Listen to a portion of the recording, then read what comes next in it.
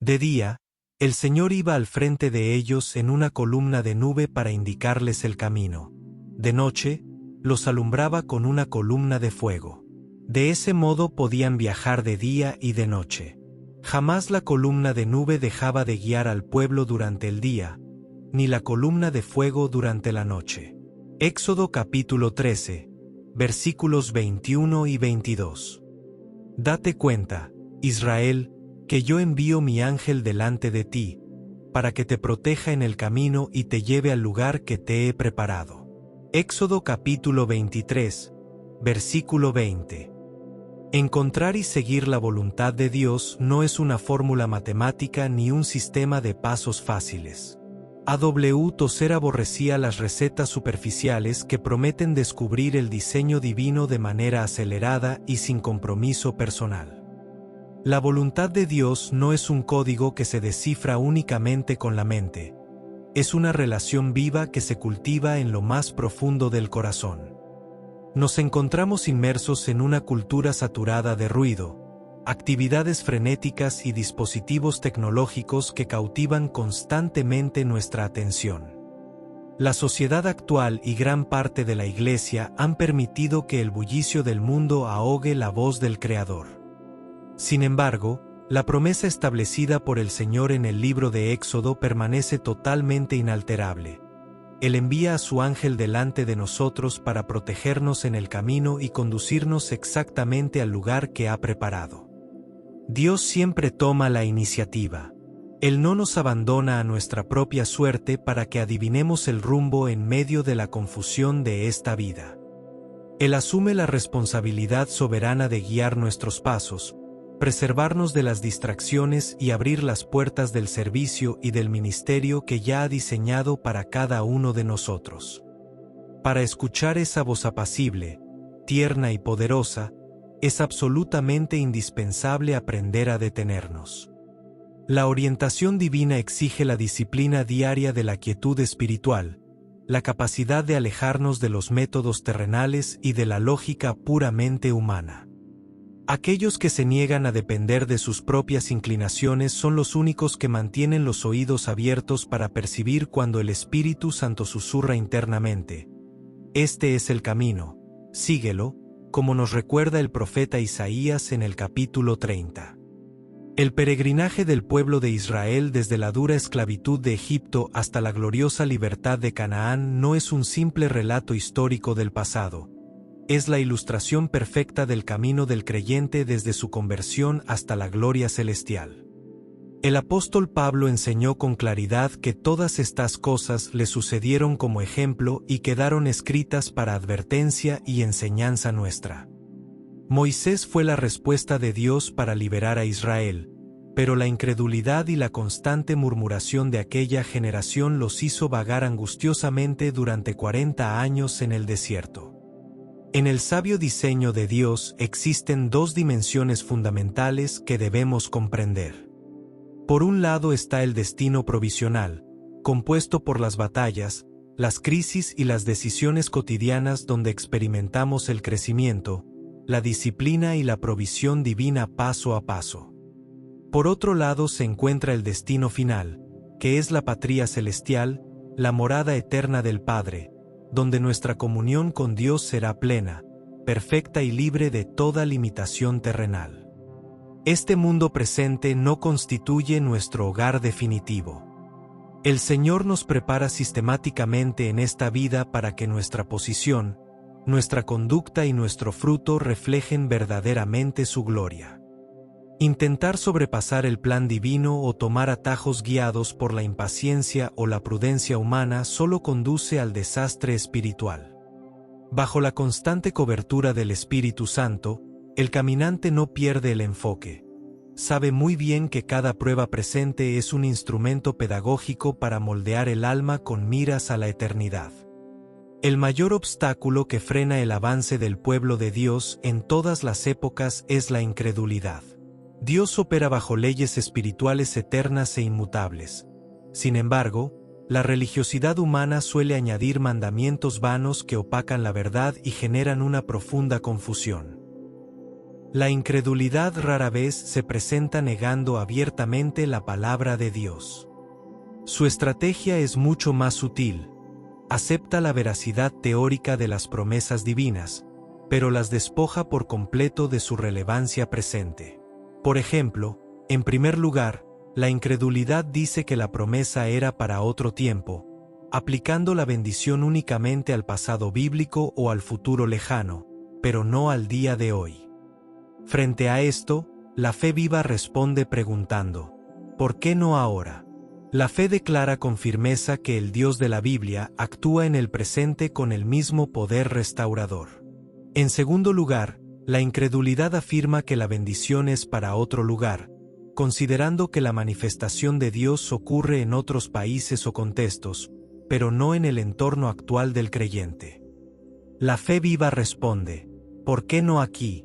Y reconoce que la presencia de Dios transforma radicalmente el lugar donde se pisa. En tercer lugar, la incredulidad sugiere que las promesas son para otra persona, creyendo que la plenitud espiritual está reservada solo para líderes o santos extraordinarios. La fe viva proclama, ¿por qué no para mí? Y se apropia con humildad de la gracia dada a todo hijo de Dios mediante el pacto eterno en Jesucristo. La victoria en el caminar cristiano descansa de forma absoluta sobre la obediencia.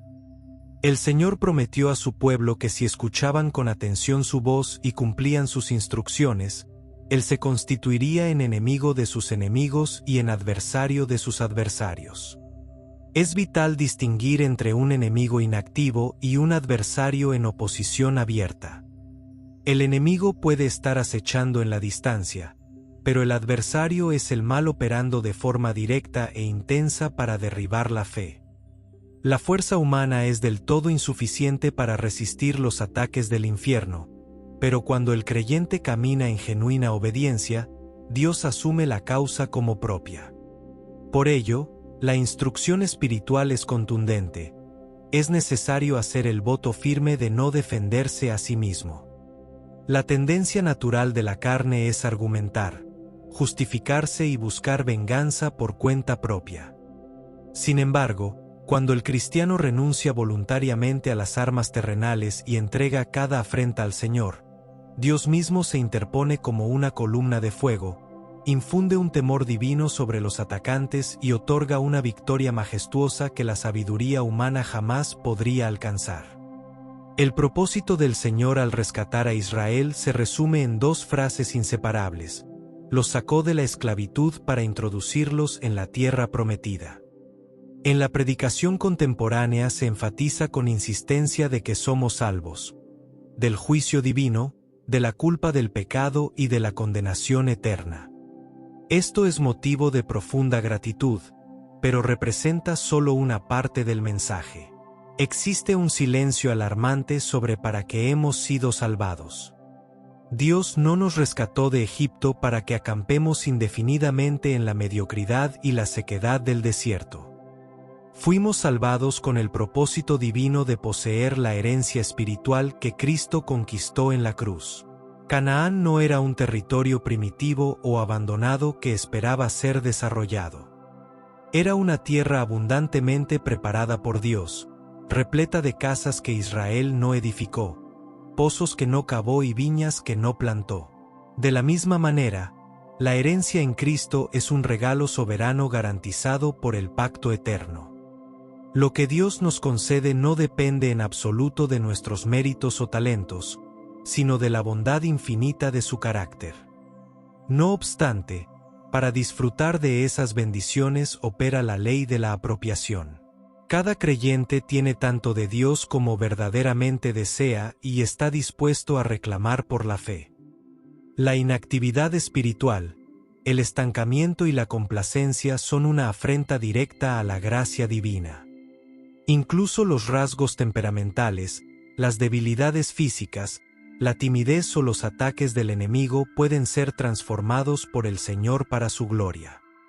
Cuando rendimos nuestras limitaciones al Altísimo, Él utiliza la debilidad humana como el escenario perfecto donde su poder se perfecciona.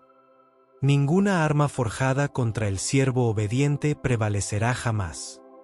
Al momento de ingresar a la tierra prometida, el mandato divino fue drástico: no inclinarse ante los dioses de las naciones, destruir sus altares y derribar sus imágenes por completo.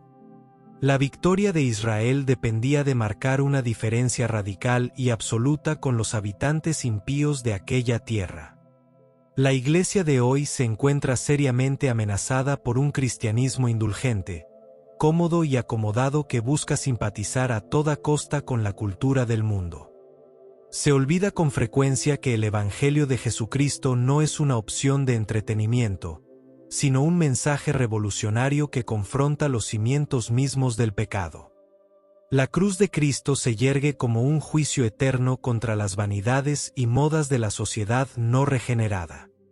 El imperativo supremo del reino exige servir únicamente al Señor. Es absolutamente imposible servir a Dios y rendir culto a los ídolos modernos que han sido introducidos sutilmente en la vida religiosa.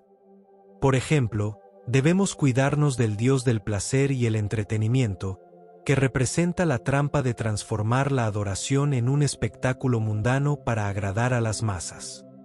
También debemos rechazar el altar de la comodidad, caracterizado por la actitud de buscar a Dios únicamente cuando no interrumpe el confort personal o los planes egocéntricos. Asimismo, debemos destruir el altar de la transigencia, que consiste en negociar las verdades bíblicas absolutas para evitar la desaprobación de la sociedad. Y finalmente, debemos renunciar al Dios de las riquezas y la falsa cultura, evitando poner la confianza en los recursos materiales o la sofisticación humana por encima de la santidad. Para experimentar la bendición, el agua de vida y la protección continua de Dios, es imprescindible derribar cada uno de estos altares falsos. El servicio al Señor requiere un compromiso incondicional de obediencia, confianza, amor puro y adoración reverente. El cruce del río Jordán bajo la firme dirección de Josué representó una experiencia de crisis decisiva. Mientras los sacerdotes sostenían el arca del pacto en medio del cauce seco, todo el pueblo pasó al otro lado. Allí se erigieron 12 piedras como un monumento permanente para todas las generaciones. Aquel monumento recordaba que habían cruzado una línea espiritual a la que jamás debían regresar. Toda experiencia auténtica con el Espíritu Santo exige una crisis de rendición total. El nuevo nacimiento, la consagración de la vida y la llenura del Espíritu no son eventos borrosos o casuales. Son puntos de inflexión profundamente grabados en el alma. Si no hay evidencia de una transformación radical que separe la vida del sistema del mundo, la conversión no ha ocurrido. Si no se recuerda el momento en que se rindieron las ambiciones personales ante el señorío de Cristo, la vida sigue siendo gobernada por el ego. Si el alma continúa buscando el maná seco de la rutina religiosa en lugar de alimentarse del fruto maduro de Canaán, es porque aún no se ha cruzado verdaderamente el Jordán. Aún en medio del progreso espiritual, el creyente puede experimentar momentos de profundo desánimo, tal como le ocurrió al profeta Elías en la cueva o a Jeremías ante la iniquidad desbordada de su pueblo. Sin embargo, el desánimo no debe convertirse en una morada permanente. La oscuridad es precisamente el escenario donde la luz de los santos debe brillar con mayor intensidad. Si hoy la presencia de Dios parece distante o la vida interior atraviesa por un periodo de aridez, es necesario examinar qué nube obstructora se ha permitido interponer entre el rostro sonriente del Padre y el corazón. Ya sea el orgullo, la terquedad, la voluntad propia o la ambición egoísta, el Espíritu Santo llama hoy a poner esas nubes bajo los pies, mirar fijamente a la luz pura de Jesucristo y caminar con determinación bajo la sombra de la nube de su gloria de día y el ardor de su fuego de noche.